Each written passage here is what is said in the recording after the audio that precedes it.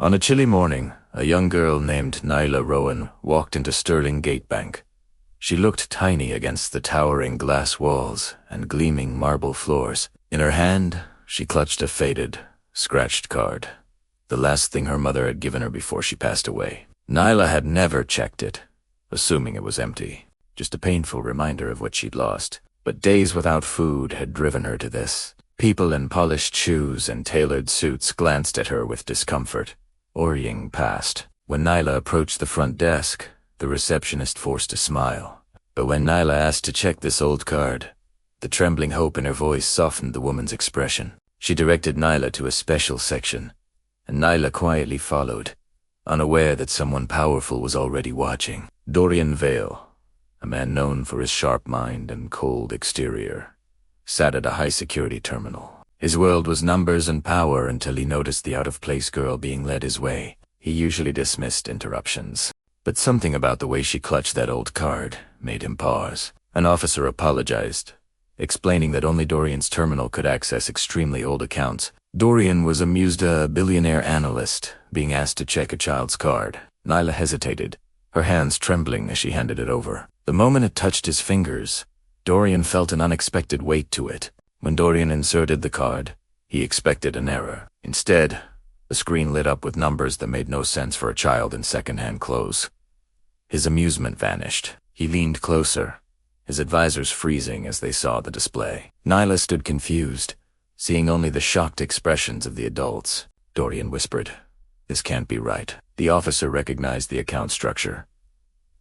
It wasn't a savings account. It was a decades-old trust fund, created by a wealthy philanthropist Nyla's mother once cared for. It had grown quietly, untouched, for years. Helena, the officer, knelt beside Nyla, her voice trembling as she explained that she wasn't just not broke, she was wealthy beyond imagination. The words sounded like a cruel joke, but Helena's eyes were sincere, and Dorian himself confirmed it.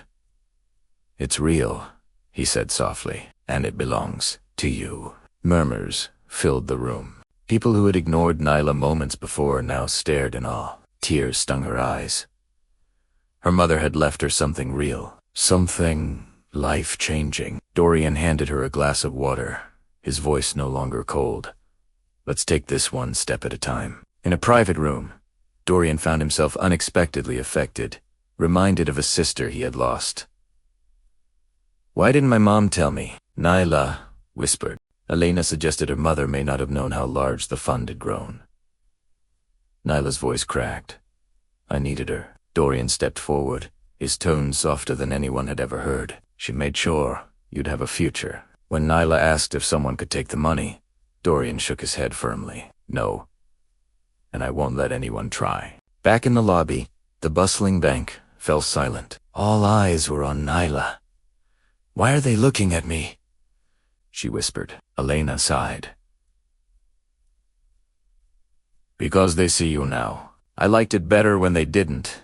Nyla frowned. Dorian returned with a folder, assuring her everything was secure. But as the details emerged, they discovered it wasn't just money. It was a complex investment portfolio. Dorian explained she would need a guardian, Nyla Stefaned. "I don't want strangers controlling everything."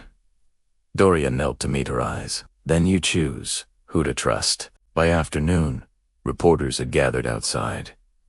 Nyla panicked at the sight of the crowd. Dorian immediately signaled security. He then noticed her stomach growl and offered to get her food. She hesitated. "Why do you care?" He paused. "Because someone should have cared for my sister. I won't ignore someone who needs help again." Just then, a soft, familiar voice called Nyla's name. It was her former social worker, who had tried to help her and her mother long ago. The woman knelt, assuring Nyla she was only there to ensure she was safe. Stepping into the afternoon light, Nyla's heartbeat was finally steady. She looked at Dorian and the social worker too. People who genuinely cared. When asked who she trusted to help her, Nyla whispered, "Both of you. I want people who won't leave." Together, they walked toward a waiting car. No longer strangers, but a new kind of family. As the city lights flickered on, Nyla knew her life was no longer defined by fear, but by possibility. If this story touched your heart, Tell us in the comments, what would you do if your entire life changed in a single moment? Thanks for watching, and don't forget to subscribe.